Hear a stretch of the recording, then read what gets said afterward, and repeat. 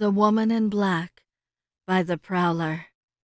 I watch her from outside my window every evening, the woman dressed in black, whose pale skin glows beneath the moonlight. She walks the grounds of my manor, searching for what I am not sure, but there are hints of sadness when she walks, traces of melancholy to her movements. Her cheeks are stained by dried tears.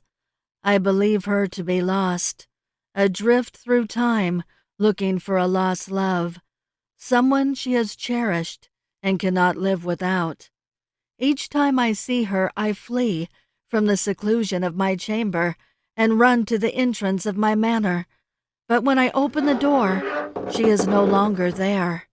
I shout out to her, meaning only to offer my assistance.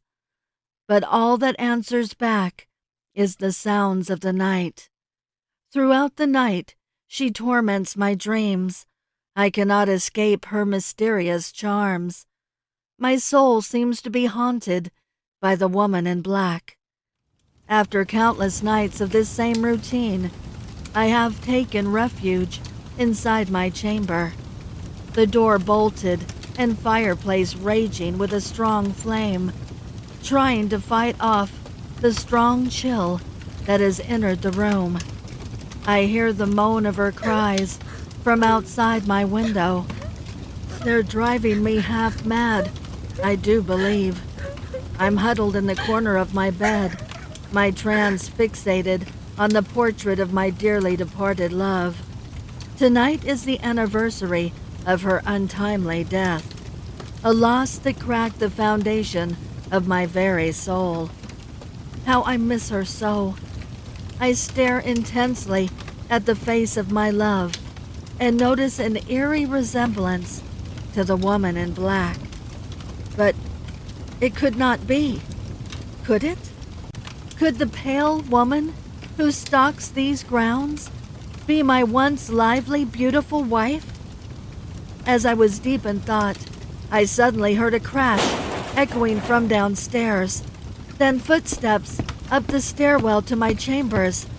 As I heard her cries creeping closer and ever closer, I realized the woman in black had entered my manor, and for whatever reason, she was coming for me. I began to tremble under the bedspread. Sweat began to drip from my forehead. I then saw the light that was shining through the bottom of the door darken as she reached my chamber. I sat and waited in silence, waiting for what was to come. Just then the door burst open, and in she stepped. I finally gazed upon her up close, the closest I've ever seen her. I now realized it was her.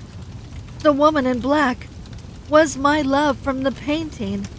She's returned, I exclaimed under my breath. I couldn't believe she was standing before me after all these years. As she stared at me, her cries faded away as she spoke. She told me she had been searching for something every night, and that something was me, her only love, a love that even death could not stop. I cried as she told me this, for I knew how difficult it's been being away from the love she spoke of.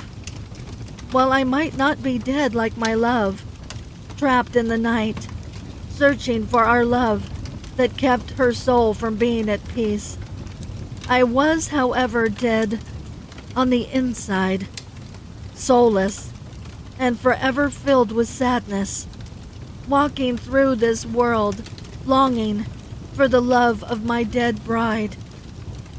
I walked over to her, and we held each other in our arms, staring into each other's eyes. I told her I couldn't continue without her for another day, not after I've seen her again, and held her in my arms. A tear fell from her beautiful hazel eye, and said, "You won't have to, my love." She then gently pushed my head slightly to the side exposing my neck, and sank her teeth into my skin. I felt a combination of my life being drained from my body and a shot of adrenaline coursing through my veins. I felt dead, but also alive at the same time. "What's happening?"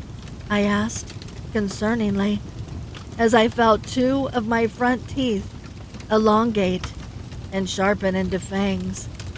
She gently calmed me down and said, "Everything is fine, my love. Now, our love will last for life. Now, our love will be eternal."